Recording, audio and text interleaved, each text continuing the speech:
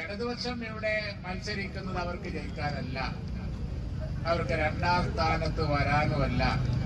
എങ്ങനെങ്കിലും BJPയെ ജയിപ്പിച്ച് വിടാൻ കഴിയോ എന്ന് നോക്കാൻ, അതായാലും മതി.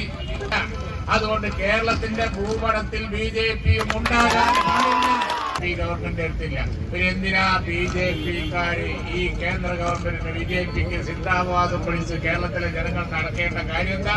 രാഹുൽ മാങ്കൂട്ടത്തിനെ വിജയിപ്പിക്കാൻ വേണ്ടി ഇവിടെ എത്തിച്ചേർന്ന പ്രിയപ്പെട്ട കുഞ്ഞാലിക്കുട്ടി സാഹിബിനെ സഹർഷം പാലക്കാട്ടേക്ക് ഈ പ്രചരണ പരിപാടി പ്രസംഗിക്കുന്നതിന് വേണ്ടി ക്ഷണിക്കുന്നു.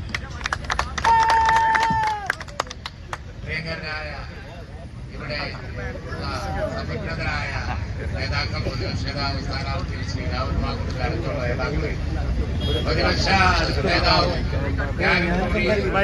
ഇനി സ്ഥാനാർത്ഥിയുടെ റോഡ് ഷോ അല്ല, കേരളം ഒട്ടാകെ UDFന്റെ വിജയത്തിന്റെ റോഡ് ഷോയാണ് അടുത്ത. നമുക്കറിയാം UDFന്റെ കാലം വരവായി.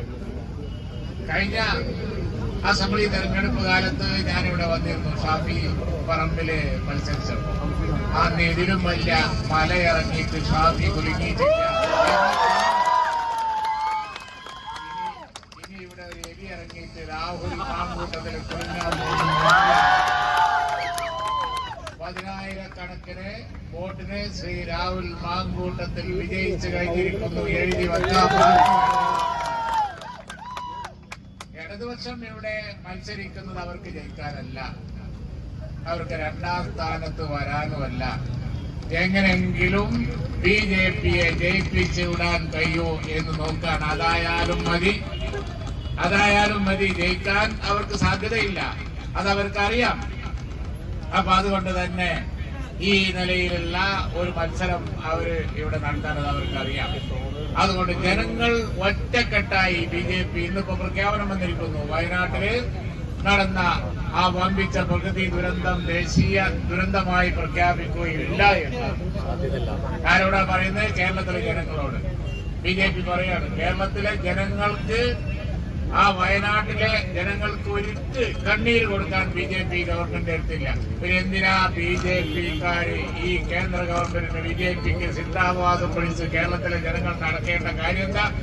BJPക്കാരുടെ ഭൂപടത്തിൽ കേരളമില്ല. അതുകൊണ്ട് കേരളത്തിന്റെ ഭൂപടത്തിൽ BJPയും ഉണ്ടാകാൻ പാടില്ല.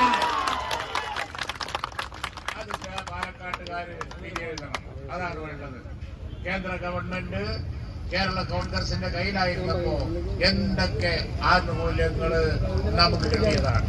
ഇപ്പോ അത്ര വലിയൊരു പ്രകൃതി ദുരന്തം, ഇതിലും വലിയൊരു എന്താ ഉണ്ടാവേണ്ടത്?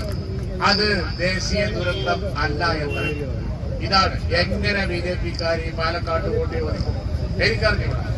അപ്പൊ അതുകൊണ്ട് തന്നെ ഒറ്റക്കെട്ടായി നിന്ന് മതേതര കേരളത്തിന്റെ സംരക്ഷണത്തിന് മുനമ്പം നമുക്കറിയാം.